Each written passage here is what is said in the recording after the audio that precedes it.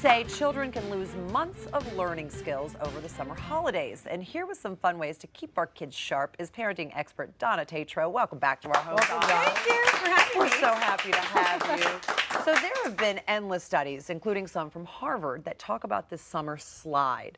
First of all, what is the summer slide? And second, how can we avoid it over the summer but still make sure our kids are having fun? Yeah, so the summer slide is real. It really, really happens. When kids get out in June, they have the potential to lose 2.6 months of learning in the summer. So when they start in the fall, you're looking at So they're not caught back up until November of the next year? Potentially, if the teacher can't get them back on track. Oh, boy. But our job as parents is to reduce the summer slide. And we can do that in a really fun way. You got to get the kid to buy in to the summer slide. Tell us more. Yes, exactly. Go on. How do we get them to buy in to learning in the summer? Don't start. So, okay, so here's the deal. If you explain the summer slide to them and put it on them and explain to them that, look, in the fall, if you don't try to do something proactively, because I can't do it for you, you're going to be falling back. So why don't we proactively move forward? And the way you get them to buy in is that during the entire year, they're being told by teachers and parents what to do. But in the summer, make it up to them. Say, what would you like to learn this summer? That's the buy-in. Oh, that's great. So they can learn anything is what you're saying. Anything. It doesn't matter. It doesn't matter because there's reading and math everywhere in the world. True, there you go. But wait, is it the summer slide? It's hard to say, actually.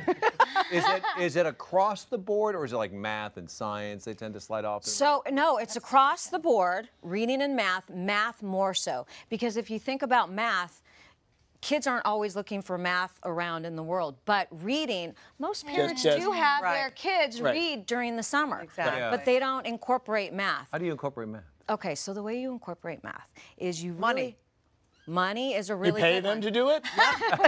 So there's no bribery in this because this is learning for the love of learning. Yeah. Okay, so we're not going to do any bribing.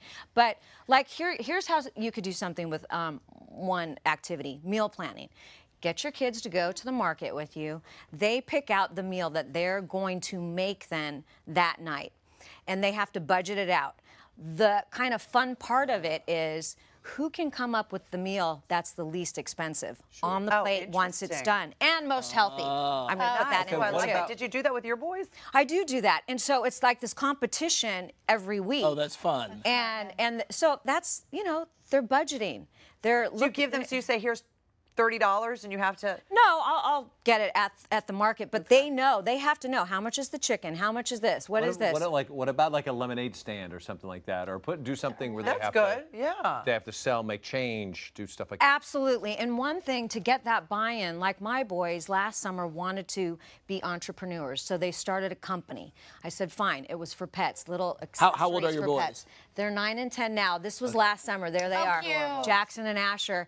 And I let that one dye his hair last summer. We were a little crazy. But, so anyway, He was learning about science. That is science. So they had set up this table. They had made these little scarves for dogs, and then they had their first customer come along. I think the little dog's name was JJ, but he came along and they sold it. So here's the deal. There's JJ. Oh. And then what I asked them to do was then, okay, how are you going to use your company to better the world?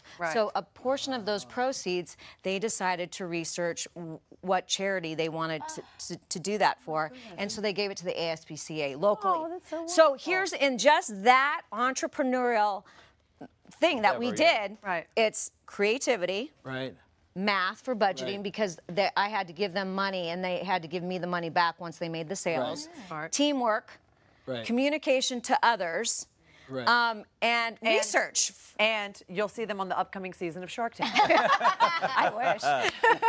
Maria, how are you getting your kids on Shark Tank? We have a ways to go. So my oldest son is 4 and a half, and he will be going to TK, which is the transitional kindergarten of where his birthday falls. Oh, there's my baby. There he is. So cute. I am wondering, I'm super nervous. I want him to be prepared. What can I do to prepare him for this big change? Because he's in a school right now where it's just lots of playing and very play-based instead of school-based. Yeah, no. So that's a great question and huge milestone. So don't start this summer saying, I've got to have him know all of his ABCs and 1, 2, 3s, because that's just, you don't want to do that. Okay. Read with him all the time. Do you already read with him? Every I'm night, assuming so. Does he read it all yet? Yes. So, we think so. Sometimes it's hard to tell if they're memorized. No, they've memorized it. She knows the whole book. If he's getting into this memorization part of it, when you're looking at the picture book, you can read it and then ask him to read it what he thinks it says. What does the picture say? It doesn't have to be what's on the page.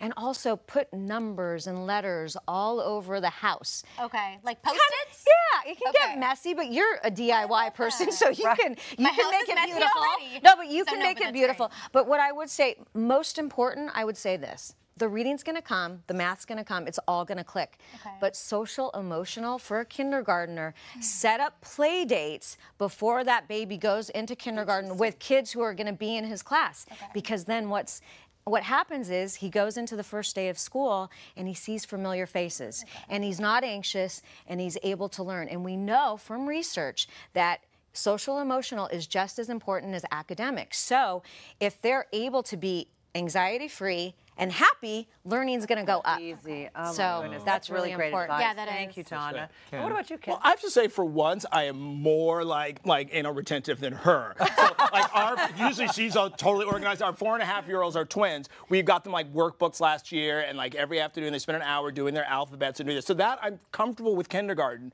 I'm worried about my first grader going into second because her reading has really progressed a lot in first grade. Wonderful.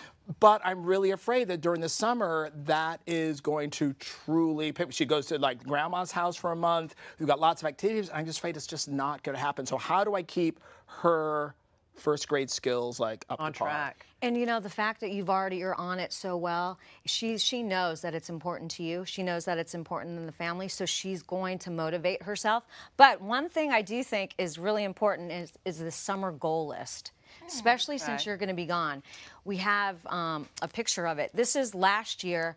The boys, I just wrote up at the top summer goal list, and they were responsible of filling everything else in. And this is, you can use this for learning. So they have to learn.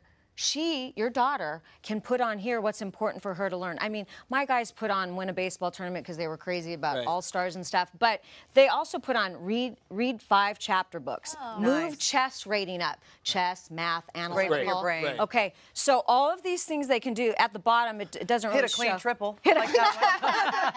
But put it in her hands. Right. How can she make sure that she stays up to all the work that she's put in already? Nice. And that's how you do it. It's all them. I love that. It's really amazing because just everything you said about basically empowering them, that it's there.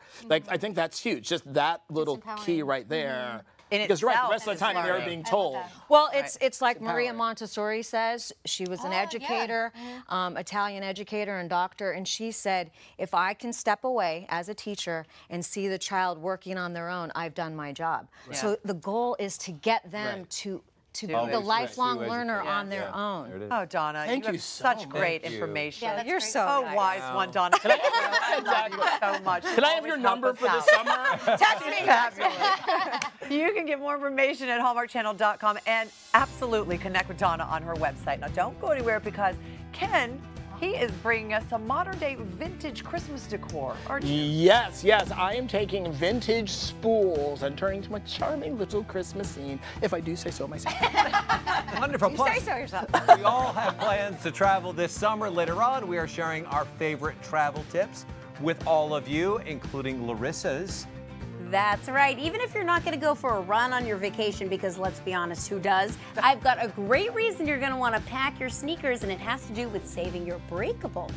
Nice. But next, we're heading back into the kitchen and we're eating again. I'm so excited. We're going in there for dessert with Daisy Cakes founder Kim Nelson. Hi, Kim. Hey, come on back because I'm making this rum raisin pound cake with this delicious butter rum sauce. It'll be perfect for your holiday weekend.